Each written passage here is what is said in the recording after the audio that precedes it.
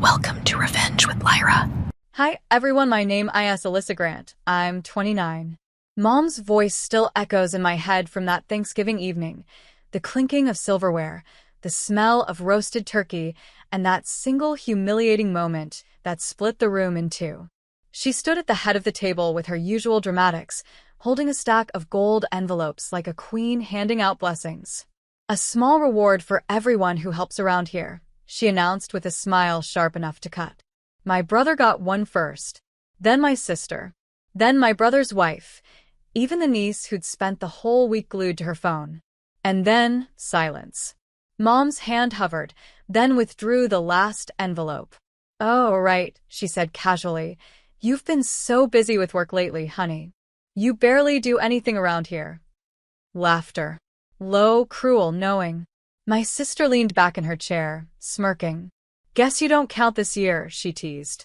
The words landed harder than I expected, like a slap made of sugar. I just smiled, took a slow sip of my wine, and said nothing. The moment stretched. Forks clinked. Dad cleared his throat, ready to move on, as if humiliation could be served with cranberry sauce. I looked around that table, every single one of them living on the accounts I funded. The mortgages I refinanced, the tuition I covered, the emergency credit cards I topped up every month. So I kept smiling. I didn't raise my voice, didn't throw the wine. I just said, "You're right, Mom. I don't count." And that night, after dessert, while they all fell asleep in my guest rooms, full and oblivious, I sat down at my laptop, logged into every shared account, and began my quiet little audit of gratitude.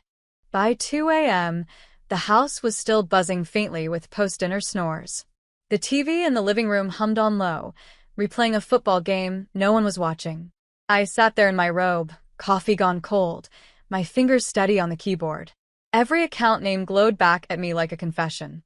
Mom's utilities, Dad's emergency, the shared grocery card, my sister's business startup fund that somehow always funded her spa trips. I opened the banking dashboard, 23 automatic transfers. Everyone set up by me. Delete, delete, pause, close. The sound of clicking keys was almost musical, like scissors cutting an invisible cord that had kept me tied to their approval. At 2:47 a.m., the final confirmation email arrived. All linked accounts disabled.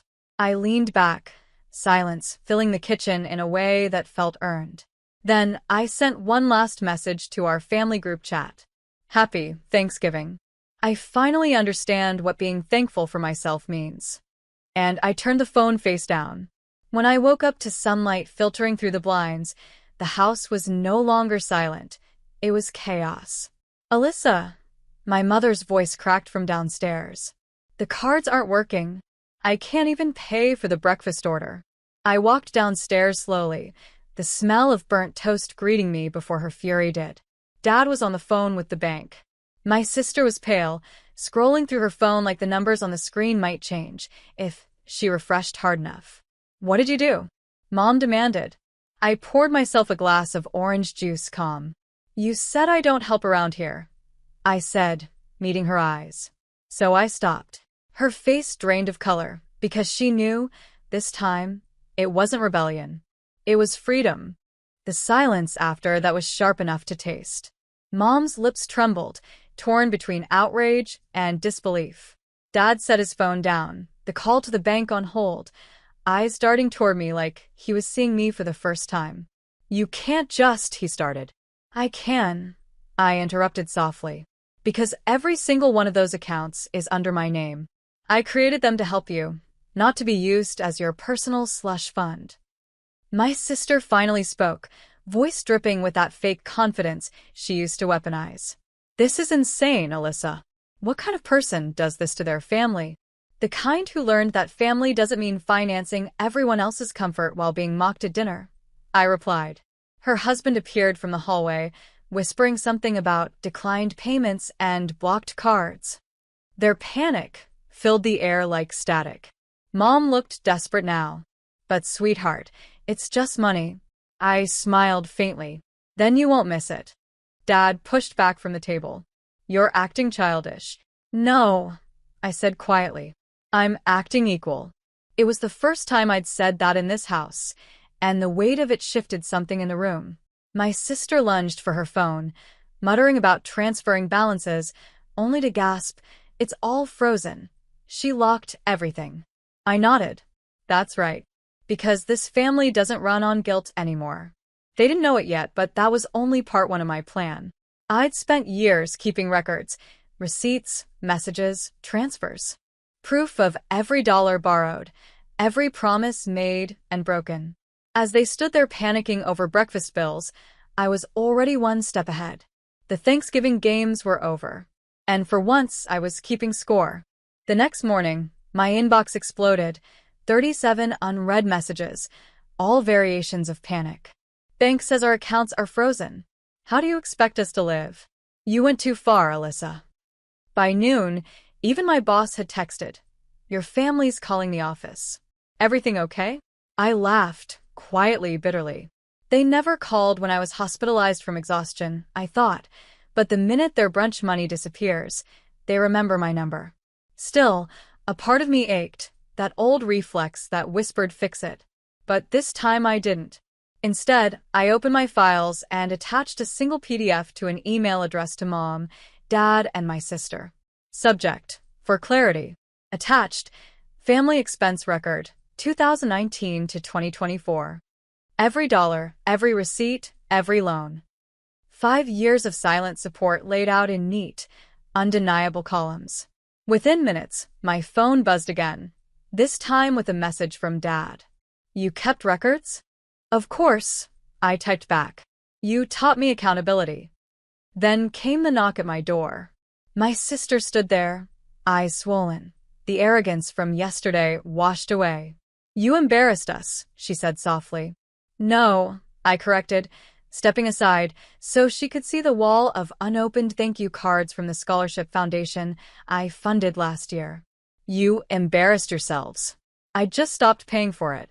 She looked at the cards, confusion giving way to something like shame, the first genuine emotion I'd seen in years. Mom's scared, she whispered. She should be, I said calmly. Fear's what it takes to recognize boundaries sometimes. And then I closed the door, not angrily, but firmly. Downstairs, I heard her car pull away. For once, no guilt followed. Just peace, and the faint hum of freedom echoing through my quiet apartment. By Saturday, the story had made its way through every cousin, aunt, and family friend within a 100-mile radius. The ungrateful daughter, narrative spread faster than wildfire. My mom's favorite sport was reputation rescue. But this time, no one seemed to be buying it. See, what they didn't know was that I'd quietly sent a donation to the local shelter in my parents' name the same morning I froze their accounts.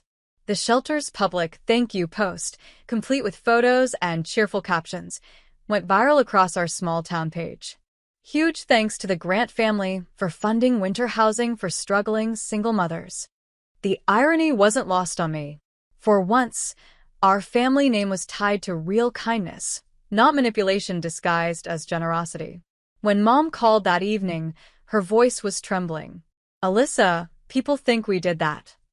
You're welcome, I said simply. You can't just. I can, I interrupted, calm as ever. And I did. There was a long pause, then the faint, wounded sniff I'd fallen for all my life. But not anymore.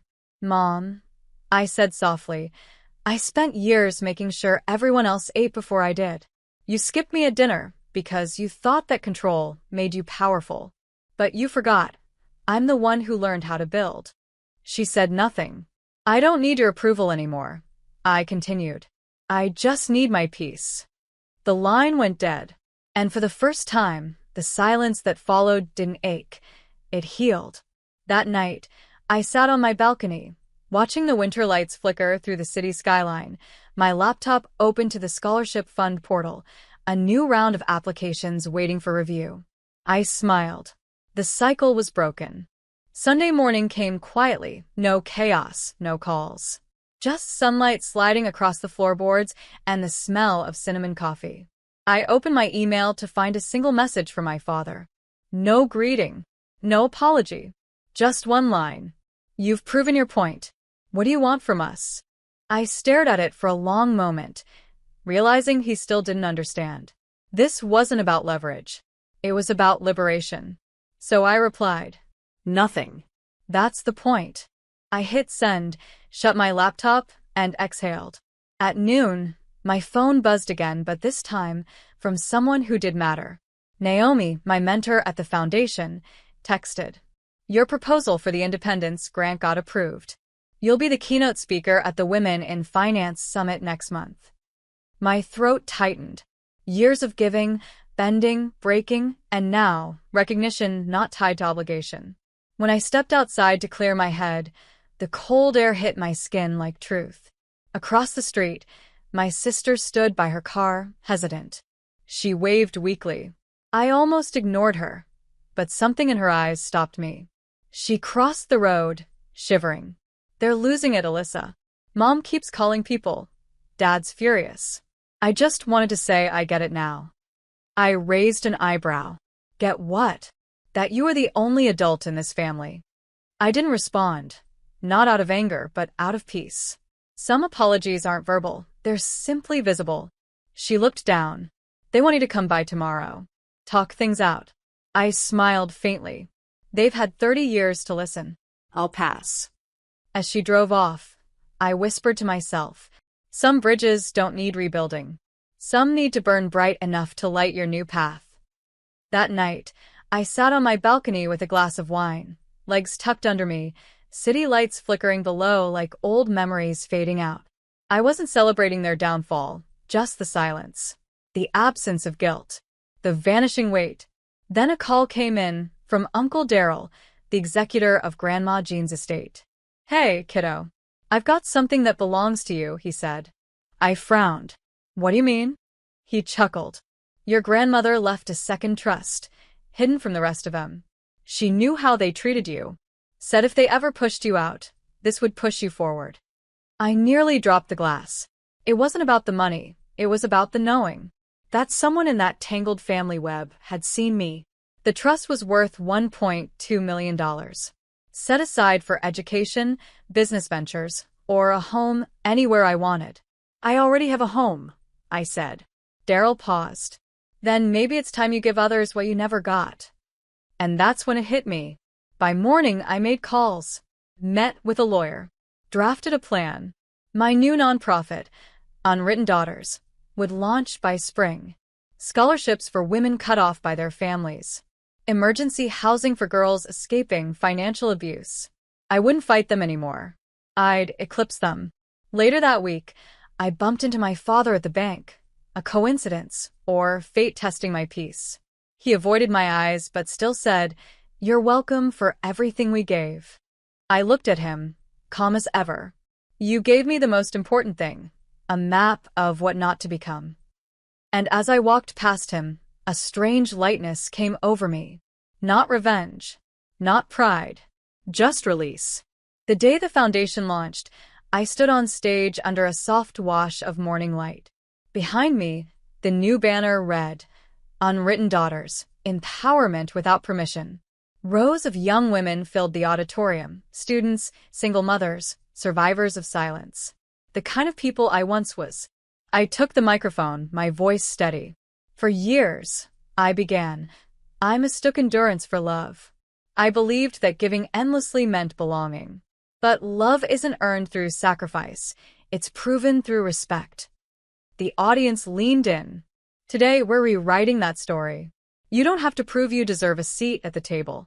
You can build your own. Applause rippled through the hall, bright and alive. And in that sound, I heard something I'd never heard before, acceptance that didn't demand pain first.